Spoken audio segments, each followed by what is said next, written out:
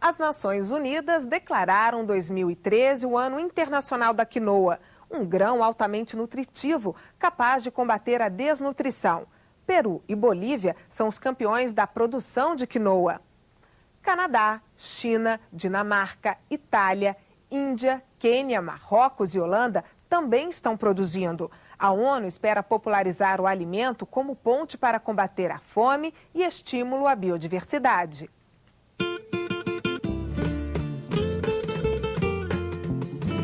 A quinoa pertence à mesma família do espinafre e da beterraba. Tem todos os aminoácidos essenciais, nutrientes e vitaminas necessários para a sobrevivência. Qualidades que fizeram a Organização das Nações Unidas apostar no grão para pôr fim à fome no mundo. Considerada um superalimento, a quinoa ainda pode auxiliar na prevenção de doenças cardiovasculares e da osteoporose, na redução do colesterol e no combate à anemia. La importancia de la quinoa va a ir aumentando con el tiempo, porque también está posibilitando que las personas que sufren de la dolencia de la celíaca puedan consumir quinoa porque no tiene gluten. Entonces es un alimento muy saludable. Es mucho más nutritivo que el arroz, mucho más, con mucho más proteína que inclusive otros tipos de alimentos que no son precisamente carnícolas, que no son de la carne, ¿entiendes? Y que tienen un valor nutricional bastante alto. O presidente da Bolívia, Evo Morales, e a primeira-dama do Peru, Nadine Heredia, foram escolhidos embaixadores para o Ano Internacional da Quinoa. A planta começou a ser cultivada há séculos na região do Lago Titicaca, a 3.800 metros de altitude, entre a Bolívia e o Peru, responsáveis hoje por mais da metade da produção anual. A quinoa, como é chamada em espanhol, se espalhou por toda a região andina. É produzida também no Equador e no Chile e pode se adaptar a diferentes ecossistemas do planeta. Y hoy día la quinoa se produce a 4.000 metros de altura, 4.500 metros de altura, pero también en algunas zonas a nivel del mar. O sea, es una planta que tiene gran facilidad para crecer en cualquier clima. Y además es muy fácil de producir. Entonces, el costo de la producción es realmente bastante favorable para que pueda extenderse masivamente y puede ser un alimento masivo. Apesar das vantagens nutricionais e facilidades agronômicas, o desafio é vencer o alto preço da quinoa e torná-la acessível. Há uma década, 1 tonelada do alimento custava menos de $70 e agora é vendida por mais de $2.000. La búsqueda es que la quinoa sea un alimento popular, de muy bajo costo, que permita alimentar al mundo. Esa es la filosofía con la que el gobierno que yo represento en Brasil está planteándose al mundo. No es la intención tanto el abrir mercado como cuanto es el concepto de que es un alimento que puede solucionar el hambre del pueblo. O trabalho da ONU de popularizar a quinoa vem ganhando novos aliados. Chefes internacionais já usam o ingrediente para fazer pratos nutritivos e saborosos, como esse, preparado pelo chefe peruano Marco Espinosa. Hoje vamos preparar um salmão novo andino, que é um salmão fresco, recheio de um risoto de quinoa.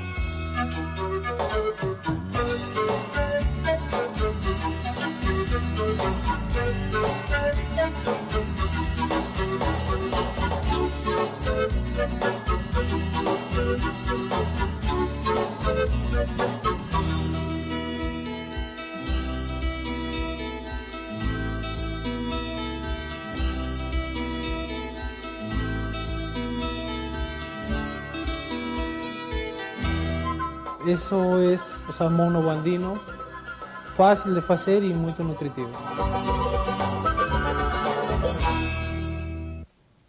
No Brasil, os alemães que chegaram ao sul do país sofreram forte discriminação durante o Estado Novo de Getúlio Vargas, principalmente depois que estourou a Segunda Guerra Mundial. Detalhes dessa perseguição estão no documentário Sem Palavras, de Kátia Klock, tema da coluna de cinema do Diplomacia. Antes, você confere o talento do músico português Pedro Caldeira Cabral e a história do livro Brasil em Movimento, do escritor americano John dos Passos.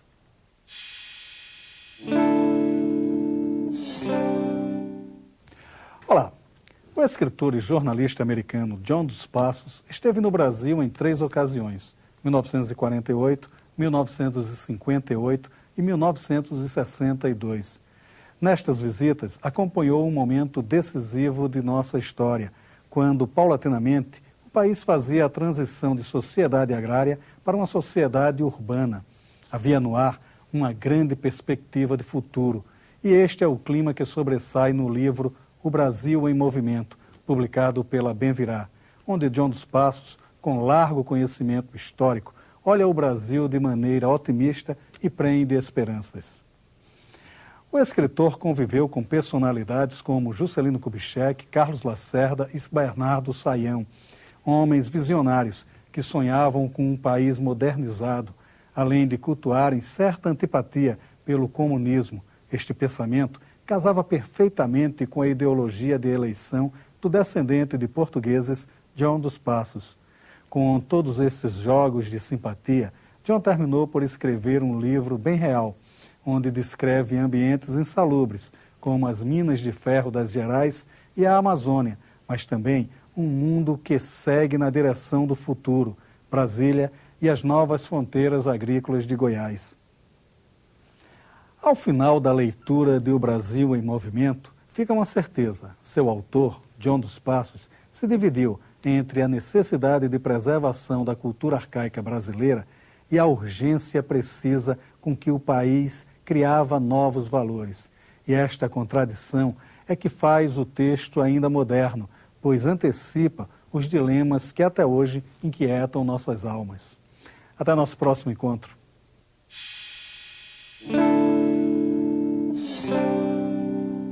Compositor, diretor e músico, Pedro Caldeira Cabral é uma figura excepcional do mundo artístico da atualidade.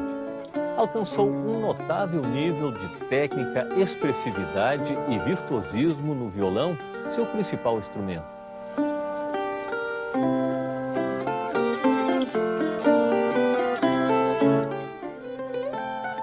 Como compositor, Pedro desenvolveu um estilo bem pessoal, fundado na tradição da guitarra solo. Incorporou técnicas originais a partir de estudos e formas dentro da herança musical do Mediterrâneo.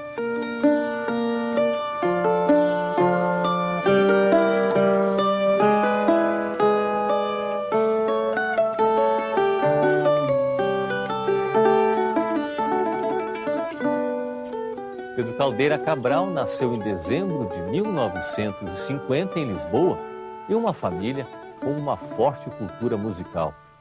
Por quase meio século, tem se dedicado à redescoberta de tesouros musicais esquecidos no tempo.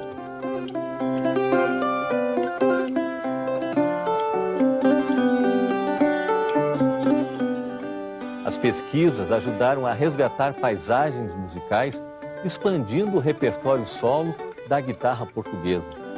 Pedro Caldeira fundou e dirigiu 3 dos mais importantes conjuntos portugueses de música antiga: La Batalha, Concerto Atlântico e Lusitânia Musice.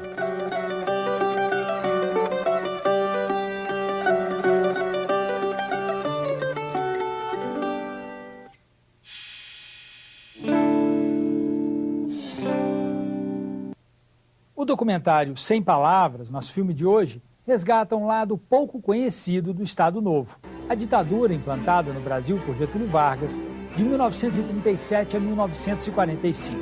Estamos falando da perseguição aos alemães no sul do país, adotada como política de governo pelo ditador, sobretudo a partir do alinhamento com os Estados Unidos durante a Segunda Guerra Mundial. Extinguimos as organizações estrangeiras de caráter político e também a publicação de jornais em língua estrangeira. 230 mil alemães viviam no Brasil nos anos 30. O filme relembra os inúmeros abusos cometidos pela polícia secreta de Getúlio Vargas. com aval do interventor de Santa Catarina, Nereu Ramos, nomeado pelo ditador com plenos poderes. Esse nacionalismo, aqui na região, ele não tinha cara ainda, né? Não tinha fachada para a gente entender direito. O policiamento, as investigações conduzidas na época eram de gente despreparada, gente grossa mesmo. Pegavam qualquer um e agora você é um agente do nacionalismo. Em outubro de 1942, navios brasileiros são afundados pelos alemães. No sul do país, a perseguição se intensifica. O sargento, que não era daqui, tinha muita bronca daquela mulher que não falava português, que era minha avó. Então, ele fez os soldados rastejarem e destruírem totalmente a horta dela. Então, ela foi para a porta e disse um monte de desaforo pro sargento. Ele levantou a arma e apontou para ela. Apontou para ela para matar. Disse, cala a boca, porque eu vou te matar, né?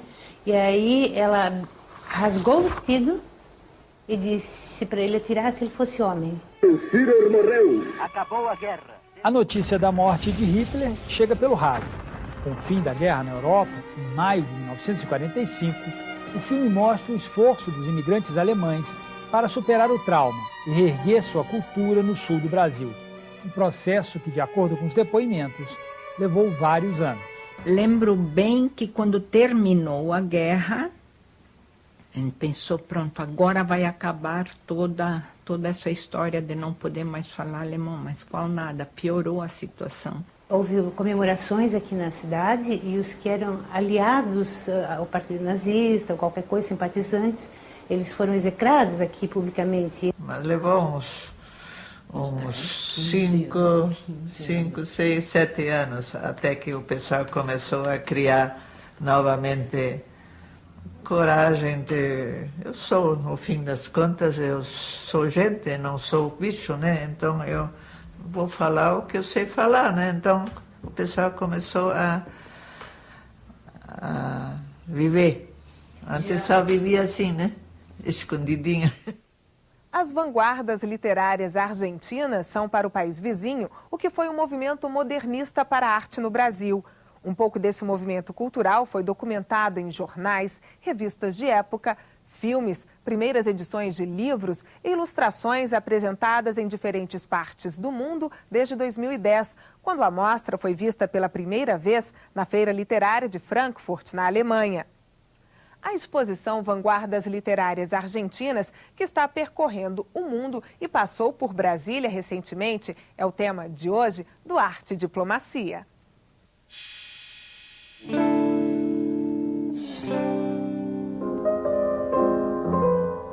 Essa mostra aqui é bem específica, que permite conhecer um período muito rico da nossa história cultural, que é entre 1920 e 1940, onde as vanguardas literárias revolucionaram a maneira de pensar e de fazer literatura na Argentina.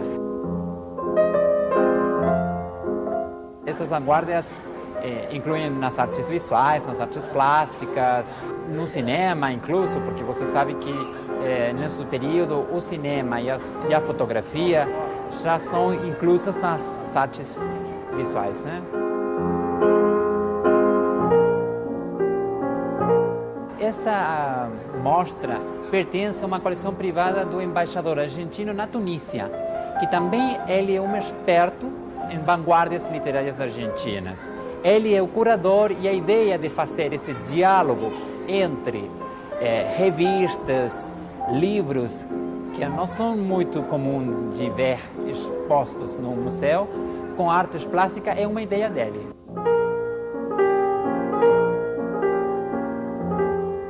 O que a gente apresenta aqui na mostra é uma primeira parte que tem que ver com esse mundo em crise que gerou as vanguardas tanto na Europa como na América Latina.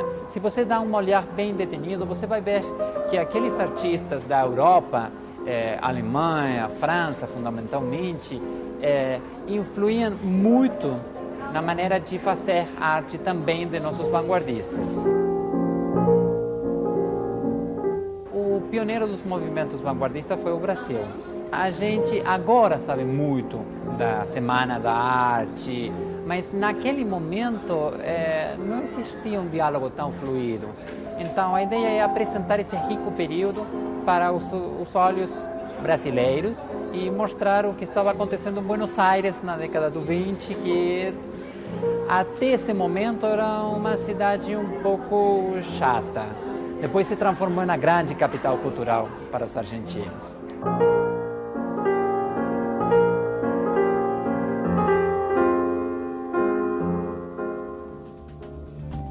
Chegamos ao final do Diplomacia, a revista de política internacional da TV Senado. Esperamos que você tenha gostado.